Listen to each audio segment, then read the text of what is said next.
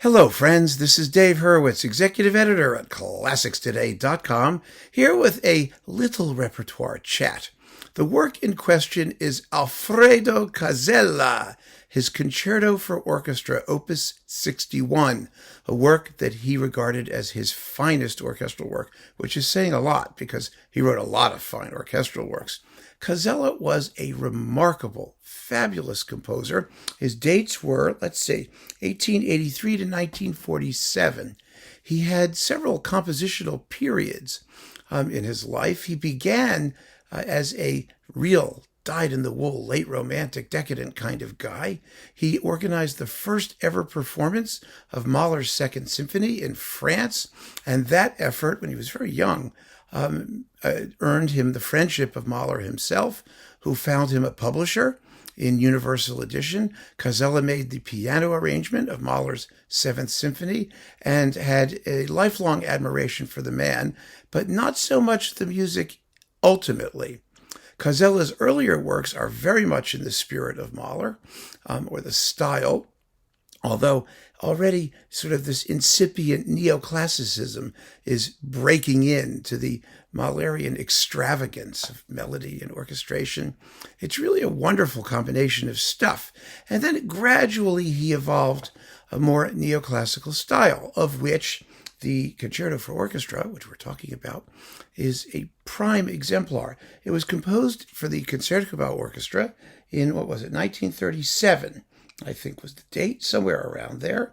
And it is a wonderful, remarkable piece in three movements: an opening sinfonia, a central passacaglia, and a final hymn, Ino, which is a fast, exciting hymn, by the way.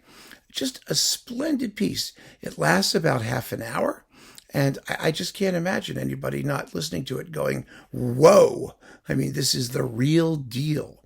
It's also one of the earliest versions we have of the Concerto for Orchestra concept. As we know, Bartók's is the most famous. Hindemith's popped up somewhere around the 1920s or early 30s, and it was like a thing in the first half of the 20th century. It still is a bit of a thing.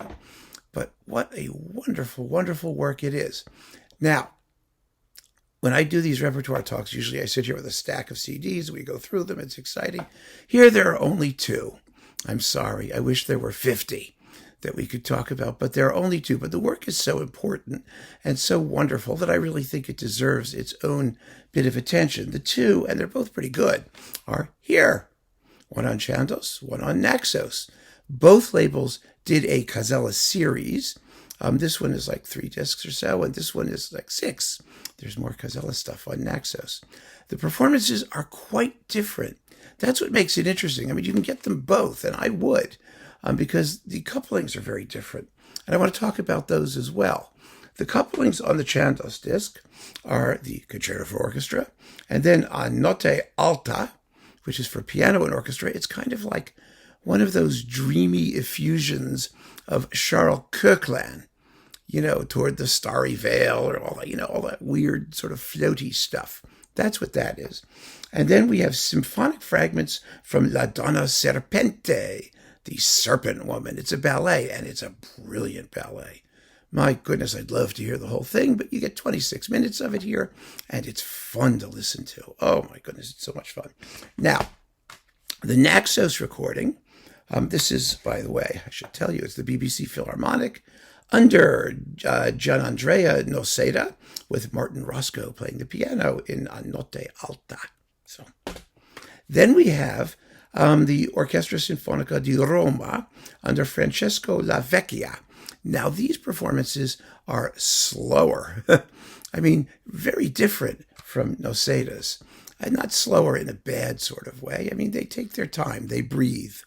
I haven't heard anything that was so slow that it was like, disqualifying for just being boring. It's not boring. Not a bit, because Lavecchia knows how to punch out a climax, and he knows how to keep the music moving. So they're very nice performances, but this is, they're different. This is 26 minutes. This is 32, almost 33. So that's considerably different, and you can compare them and see which one you like best. But this disc, frankly, is the one I would get not just because it has the concerto, but because of the other stuff. The other stuff here is amazing. The first thing is this suite in C major, Opus 13, which I've talked about before. It's an unbelievably derivative work. It's a Baroque suite. It's almost like the concerto. It has an overture, a saraband, and a bourrée, but it's an early work in his Mahlerian style. And the fingerprints of Mahler are all over it. Amazingly all over it. I mean, at the very opening, you hear the horn call from the First Symphony. You know, bum ba dum bum ba ba dum bum bum. That one. It's not exactly the same. He's not copying exactly. He's copying the texture. He's copying the idea. The fourth movement uses the sleigh bell interludes from the finale of Mahler's Fourth. I mean, it's really fun. It's also hugely indebted to Sibelius. And where do you see Mahler and Sibelius sort of jam together? The opening of the bourrée has a tune which is amazingly similar to the opening of Sibelius's Third Symphony, and then it segues into Mahler's Fourth. You're not going to see those two composers together in the same piece. But it's so similar to Sibelius, it's in C major, that I was able to do a sort of mashup where I slammed together the Sibelius and the opening of this thing, and they work perfectly. You could attach one to the other and never know the difference. Bum bum ba da da dum bum bum bum bum ba da da dum bum bum. You get it, right? It's really fabulous. So that's just so much fun. Major work, no. Fun work to the max. Then we get Pagina di Guerra, war pages, based on newsreel photos of World War I. A really gripping 5-movement suite, only 11 minutes long.